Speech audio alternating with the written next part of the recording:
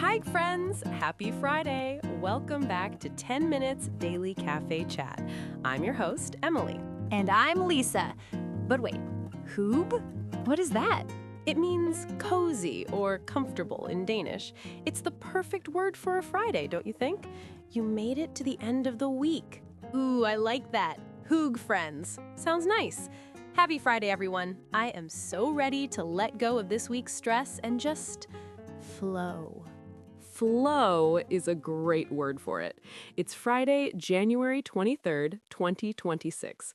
Do you have any big plans for the weekend, Lisa?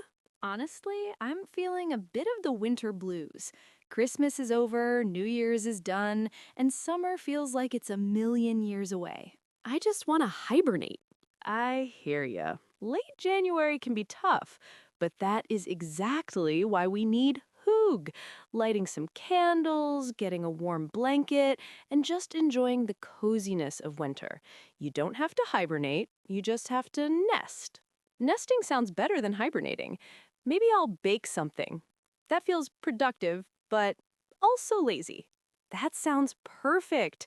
Keeping the energy moving, even if it's slow. Just keep things moving, you know? Keeping things moving. Here we go again. I sense a theme coming. You know me too well. Today's stories are all about movement and flow. Ooh, tell me more.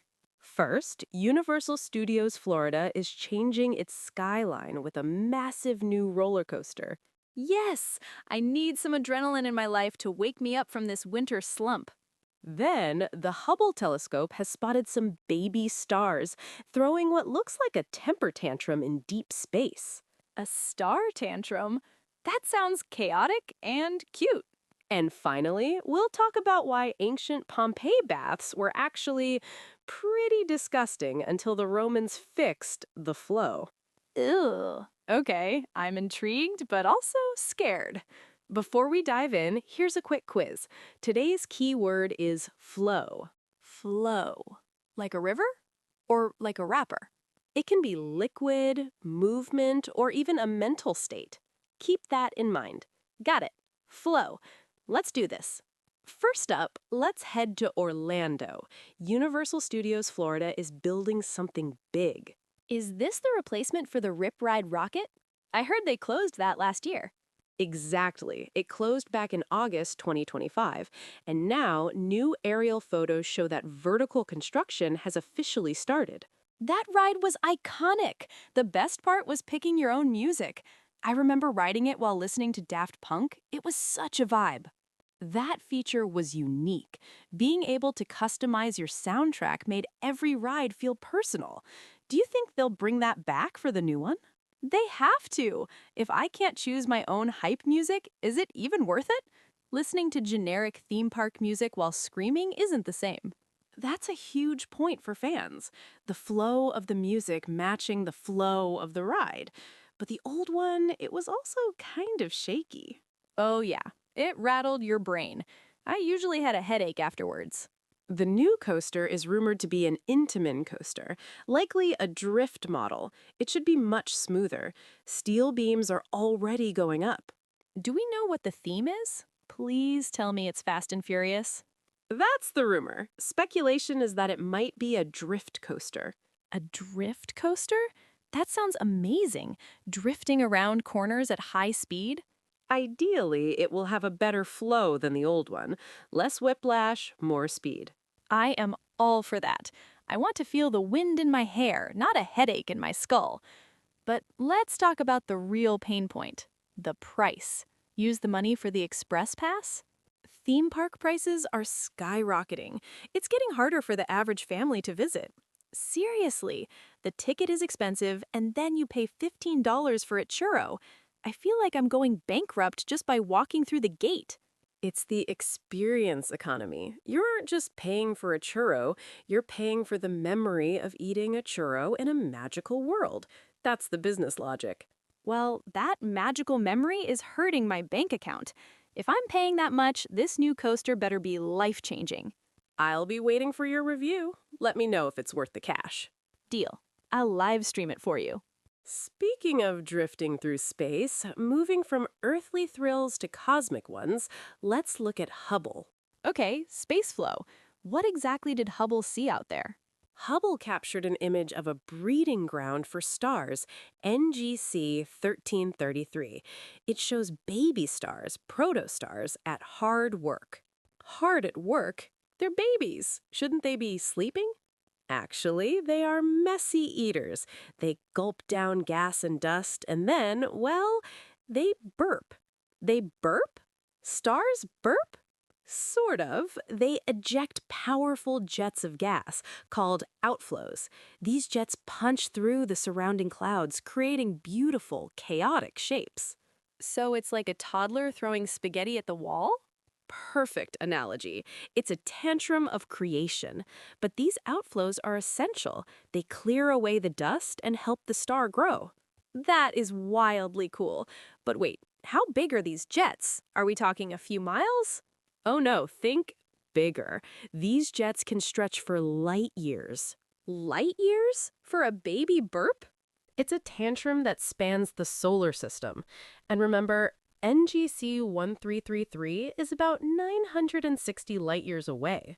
Wait, 960 light years? So we're seeing what happened 960 years ago? Exactly. We are looking back in time. We're seeing these babies as they were nearly a millennium ago. They might be full-grown stars by now. That always blows my mind. Time travel is real. You just have to look up.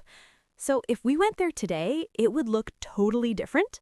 Likely, yes. The flow of time means we are always watching history in the sky. Deep. But why do they eat so much gas? Are they just hungry? It's gravity.